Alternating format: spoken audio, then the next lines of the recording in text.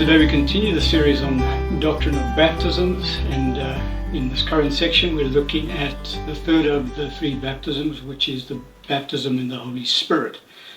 And with regards to that particular topic, we're looking at the gift of other tongues that is given to those who have in fact been baptized in the Holy Spirit. And we're going to end off the section of other tongues today. There's three different aspects we want to look at today with regards to tongues. The one is worshiping in the Spirit, the second is growing strong in Spirit, and then the third is the gift of different kinds of tongues. And then that will close off this particular section on tongues today. And so the passage of scripture that we'll open up today's discussion with is in John chapter 4, verse 23 and 24. This is our Lord Jesus speaking. He says, "But the hour is coming, and now is, when the true worshippers will worship the Father in spirit and truth. For the Father is seeking such to worship him. God is spirit, and those who worship him must worship in spirit and in truth." And so, if you recall correctly, earlier we had a look at a passage of scripture in 1 Corinthians 4:15, where Paul talks about the fact that he would sing with his spirit and he would sing with his understanding. And we explained that when Paul said, "I will pray with my spirit and pray with my understanding," Paul emphasized praying with his spirit first, because he recognized that praying with his spirit had that much more benefit, was much more effective than praying with his understanding. And we've dealt with the reasons for that. In the same manner, it comes down to worshiping the Father with our spirit. To worship God with our spirit has exactly the same implication as praying with our spirit. In other words, praying with the Spirit, we pray in the perfect will of God. And worshiping with our spirit, we are then worshiping God in perfection as well, which is why God is seeking those who will worship him in spirit, for God is spirit. And so it's very important for believers who have received the baptism of the Holy Spirit, who speak in other tongues, to also worship in other tongues as well. Our Lord says that God is seeking those who will worship him in spirit and truth. Truth being that another way of translating that is without hypocrisy. So in other words, there's genuine worship taking place. And so when a saint worships God in the Spirit, they sing with their spirit, they sing in tongues, they are worshiping God in a perfect manner, which is completely acceptable to God. In fact, the Bible, our Lord tells us, God's actually seeking those who would do such a thing, worship him in spirit and in truth. So it's very important for believers to worship God in other tongues. Now, in times past, specifically in the Pentecostal churches, they used to emphasize this aspect of worship. They would give times in their services to simply singing in other tongues and worshiping God in that manner. Now, when they did that, very often, most cases, there was then a display of the gifts of the Spirit that would take place as the Holy Spirit, God would respond to that worship by ministering to the church through the various gifts of the Holy Spirit.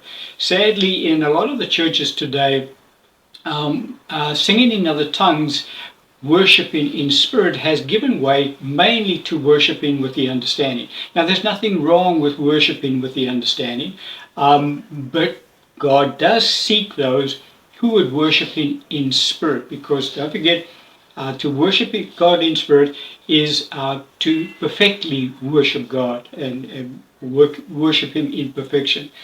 And so, as I say, worshiping with tongues in the church today, by and large, has been sidelined, given preference to worshiping with the understanding. And that's a bit of a sad thing, because that's not what the Lord was teaching us in this passage. He was teaching us that we need to emphasize worshiping God our Father with our spirit. So it's very important for those who have been filled with the Spirit to spend time also worshiping God with their spirits as well. The second point we want to look at today is growing strong spiritually. And the passage of scripture that we'll use to open up this side of the discussion is in 1 Corinthians chapter 14, verse 4 to 28. The Apostle Paul writing, he says, "He who speaks in a tongue edifies himself, but he who prophesies edifies the church." Verse 27. "If anyone speaks in a tongue, let there be two or at the most three, each in turn, and let one interpret. But if there is no interpreter, let him keep silent in church, and let him speak to himself and to God." And so an important aspect of the Christian life, this is not something that pertained to the Old Testament saints. They could never grow strong spiritually because they were never born again. It's only the New Testament saints that are born again and thus can and should grow strong spiritually. Our Lord himself, Luke 2:40, the scripture tells us that he grew strong in spirit. And so all believers should grow strong in spirit. And so how do we do that? Well, one of the ways we do that is to speak in other tongues. Why is that? Because the scripture here tells us that when we speak in other tongues, that we edify ourselves. Paul talks about the fact that he who speaks in a tongue speaks to himself and to God. Now, the reason he speaks to himself is because the language spoken by the Spirit in tongues is understood by the Spirit. And so the spirit of the individual, that is. And so when they are speaking to God in tongues, their spirit understand completely what is spoken. They are in fact speaking the words of God. And so the scripture is very plain to us that Peter talks about desire the sincere milk of the word that you may grow thereby. And so we're called upon to spend time in the written word of God so that our spirit can grow. But at the same time, when we're speaking in other tongues, we're also speaking the words of God. And so our spirits are edified, the Bible teaches us, when we speak in other tongues, because our spirits understand what is being said. They are speaking words of life. They are speaking God's words. And those words cause the Christian to grow. The only part of the saint that is unfruitful when we speak in tongues is our understanding, because with our understanding we don't understand the words spoken. Nevertheless, our spirits understand those words implicitly, and therefore they are edified when they speak out those words, and we grow strong spiritually. It's a very important concept, not taught very plainly in the church, and should be, because growing strong spiritually is, as I say, an avenue available to New Testament saints who was never available to the Old Testament saints, and we need to take advantage of that. Another passage of scripture that deals with this topic is in Jude chapter 1 verse 20. He says, "But you, beloved, building yourselves up on your most holy faith, praying in the Holy Spirit." And so Jude encourages the saints to build themselves up in their faith by praying in the Holy Spirit. In other words, praying in other tongues. Now, why would that aspect help us to grow in our faith? Well, the scripture teaches us that faith comes by hearing, and hearing by the word of God. And we've established already that when we pray in tongues, we are hearing the word of God. Our spirits are hearing the words spoken, and thus they are we are edifying ourselves, and we are building ourselves up in our most holy faith, because the faith of that believer begins to grow as well as they hear aspects of the Word of God that they've not contemplated before. Why? Because now they're hearing it directly through their spirits via the Holy Spirit. And so it's another very important concept as to why God has made tongues available to the New Testament believer.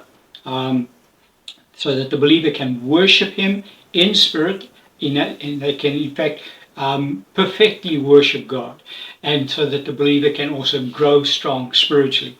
And then the last point we want to discuss today is the gift of different kinds of tongues. Now, this is where a bit of controversy comes into the church, because there's a misunderstanding in the church among a lot of believers, aren't there, that they do not understand that there are in fact two different gifts of tongues which are given to the church.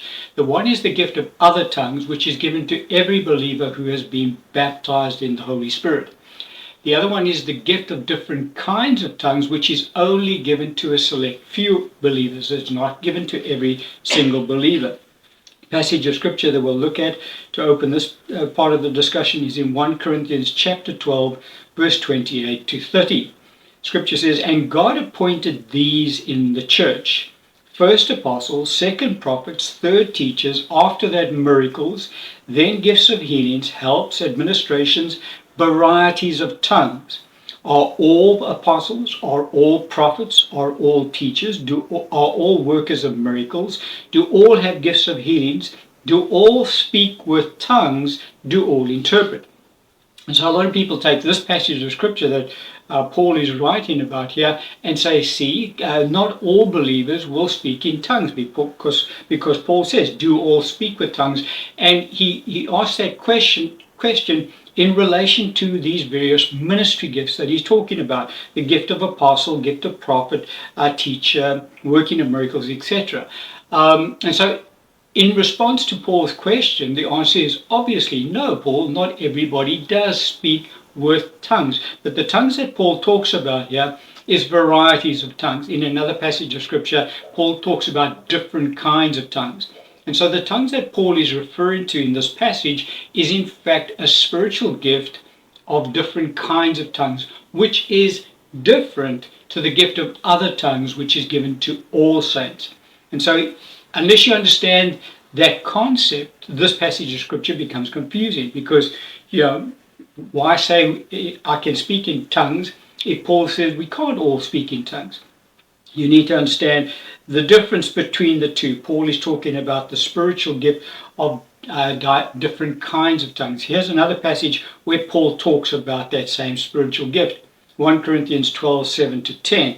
He says, "But the manifestation of the Spirit is given to each one for the profit of all. For to one is given the word of wisdom through the Spirit," verse 10, "to another the working of miracles, to another prophecy, to another discerning of spirits, to another different kinds of tongues, to another the interpretation of tongues." And so in this passage, Paul is listing all nine. We haven't gone through all of the 9 gifts of the Holy Spirit, but 2 of the gifts of the Holy Spirit listed here is the gift of different kinds of tongues and the gift of the interpretation of tongues. Now, the gift of different kinds of tongues is similar to the gift of prophecy, and obviously the gift of prophecy is also listed here. These gifts are not given to every single believer. They're only given to a select few, as God chooses who he wants to give those gifts to. So what is the gift of different kinds of tongues? Well, it is simply the gift of prophecy spoken out by the Spirit of the individual in a foreign language. In other words, a language which they do not understand. But it's not the gift of other tongues. The gift of other tongues has a different, what's the word I'm looking for? A different aspect that it is used for. It is used to speak to God and speak to themselves. We saw that in the previous scripture.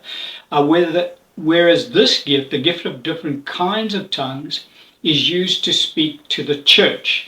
Now, we know that it's used to speak to the church because on the day of Pentecost, when the Holy Spirit was poured out for the first time and the saints were baptized with the Holy Spirit, a number of the saints began to speak with tongues that Jews in the crowd could understand. We've gone through that already in this series.